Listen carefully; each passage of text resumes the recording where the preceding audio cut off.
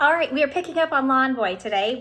For those of you that are following along, I'm on chapter 5, page 26. The title of this chapter is Labor Acquisition and its Effect on Capital Growth. Big words. Hi, he said. Arnold says you want to talk to me about work. Pasquale had the reddest hair I have ever seen in my life. My grandmother once told me you can always trust a redhead. They sometimes have mean tempers, to be sure, but they've usually got good hearts.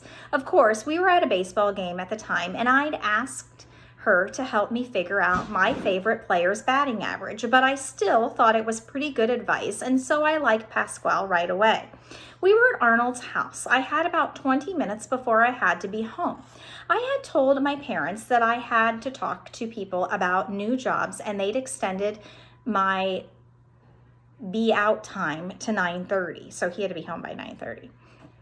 It's nice that you found a way to make some spare change, Mom had said, but aren't you working too hard? I jammed my hands in my pockets that were crammed with, at that moment, something like $330, and said, I like the work. It's good to be out in the fresh air. My parents are big on me spending time in the fresh air for some reason. I'm sure your parents are too. She'd smiled at me. I'm so glad you're having such a good summer. I was a little worried things would be too quiet for you. I decided to jump right into it with Pasquale since my time was short. I have a lot of job offers I can't take because I'm working alone with only one mower. If I had help or maybe another mower, Pasquale nodded. How many jobs do you have waiting? I thought. I could probably have 8 more. I don't really know how many might be coming along. Another nod. I understand. Tomorrow morning, look for a small truck and a mower. A man named Louis will be driving. He's my cousin. Tell him which lawns need cut. I'll come when it's dark and do what silent work is needed. How do I pay you?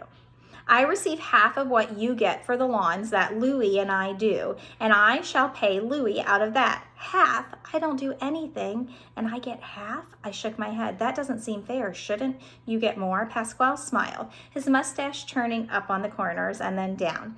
You take half because you are the boss. You found these jobs, and you will find more. That's the way it's done. But it's too much. Arnold coughed. It was the first sound he'd made since we started talking. It can be adjusted later if you still feel that way. For right now, let's just come to an agreement to get the process rolling. I shrugged. Fine with me, I guess. Pasquale held out his hand and we shook. Louis and the truck will be here at Arnold's house in the morning. You leave the money with Arnold and he'll pay us. And he was gone. Arnold and I worked out new prices since Pasquale would be doing additional work. We also figured out a small percentage for me. I stood there for another minute thinking. Is something wrong? Arnold asked. I shrugged. I don't really know what to do. I've got all this money and I don't want to have it around the house where my parents could find it. Will they steal it from you? Oh no, that's not it. I don't want to tell them about the money until the end of summer. Why wait until then? I'm waiting for the right time, so it doesn't sound like I'm kind of bragging or something. Arnold rubbed the back of his head, then his face. Tell you what, if you want, I'll keep it here, invest it for you, the way we did with that first stock the other day. That way, your money will make money while you earn money. I had a good feeling that Arnold was honest and smart about investing, so I gave him most of the money, keeping just enough for gas for the mower. He gave me a receipt. If I'd known what was coming, I might have fired up the mower, stuck it in Mac's Rabbit, and putted all the way home to hide in my room. I wonder what was coming. Chapter 6, Economic Expansion Combined with Portfolio Diversification. Big word. 2 weeks passed, 14 days. 14 days passed, 336 hours flew by, 20,160 minutes whistled past, 12,096,000 seconds roared away, numbers, all numbers, and that's what happened to the time. It turned into numbers. In the beginning, I had a routine. I got up early, had some cereal before my parents even woke up, grabbed a gallon jug of water from the fridge and packed a bag lunch that I'd eat on the back of the mower while I was working. There was never any time to stop for lunch, so I got good at eating and mowing. Then left the house to start work. First, I checked the oil in the mower. Pasquale showed me how to do it, and because it's an old engine, it needs a fair amount of oil. Then I added oil if I needed it, filled it with gas, and headed off down the street to Arnold's house, where I met Louie, a thin man with a small pickup. For 2 weeks, we loaded my mower on a small trailer he pulled behind the pickup and headed to our latest jobs. And at the end of the day, we went back to Arnold's and I would ride my mower home and fall into bed until the next morning. Louie and I were doing 3 lawns a day, each with Pascal coming to work in the evening and early morning to do edge work and cleanup. One night, I stayed late to talk to Pasquale. We can't keep up, I said. We're locked in to a ginormous number of lawns now once a week, and I'm having to turn people down. No, Pasquale shook his head. Don't turn away work. Soon the summer will pass, the grass will be gone, and the work will fly away. We must make our lives while the summer is here. I know someone, Benny. He has a truck and he'll come tomorrow morning. I have another cousin who can help me at night and others if you get more jobs, but you must not turn work down. And so I went on adding lawns. I kept track of them in a little notebook. Then I bought a larger one and wrote down the names, addresses, and date mowed, so there was some order. Then I got jobs to do shrub trimming and pool cleanup and sidewalk edging and garage cleaning, and there were more and more people working away. One morning, I arrived at Arnold's putting down the edge of the road on my grandfather's old mower, and there were 4 pickups and 12 people waiting for me. And I thought, Pasquale has a large family. And it was only the last week of June. But I really didn't think of much besides keeping track of the new jobs in my notebook and recutting the lawns that came due and collecting the money and handing it over to Arnold. He put aside my percentage and gave the rest to Pasquale when he came to work at night. Pasquale paid everyone else. Then I'd ride home to dinner with my parents, sleep, and head off to work on my mower again. Once or twice, Grandma came over for dinner. I see you're making good use of that old mower, which reminds me, Maggie Doyle and I are going to take a pottery class through the senior center this winter. She nodded happily and reached for the rolls. Even in my exhaustion, I noticed the glance my parents exchanged over the salad bowl. But don't work too hard, Grandma smiled at me. Is that grass in your hair? I had grass everywhere, in my socks, in my cereal bowl every morning, on my toothbrush. My shoes were stained green. I couldn't sell anything but fresh cut grass, and I dreamed about endless lawns and ginormous piles of clippings. I found myself thinking about how to best lean into turns so that the mower wouldn't have rough patches that needed to be trimmed by hand. I spent a great deal of time wondering if I could rig an umbrella to the mower to keep the sun off my face, not because I minded the heat, but because when I squinted, I made the rows uneven. I dug through old copies of Sports Illustrated to look for pictures of Major League ball caps, outfields, so that I could study the patterns the grounds crew left behind in the nap of the grass. Have you ever seen grass that's patterned? It looks so amazing. But mostly, the work cycle took over and I kind of missed the larger picture until one morning I putted to work and there were 5 pickups and more people, all with mowers and bags and rakes. About then, Arnold and I sat down and he said, it's inefficient to have you all meet at my place every morning. And besides, the neighbors are starting to wonder why so many people congregate here. So we decided to send everyone directly to their job sites from their homes, and I'd go around with Louie in his truck and supervise and collect the money to bring back to Arnold, who would give Pasquale his share and put mine in an account that was in my name. And it was then, that first time that Louie and I drove around, that I began to see that what was happening was bigger than just a few people running around mowing lawns. Chapter 7. Overutilization of labor compounded by unpredicted capital growth. It was raining. This was the first day all summer it had rained hard enough to stop work. It was now July and I had ridden my 10-speed, yes, my old one, though I had bought a new inner tube over to Arnold's house. Arnold had made the hippie tea that was sweet without sugar, and I sipped it while we dragged out the notebooks.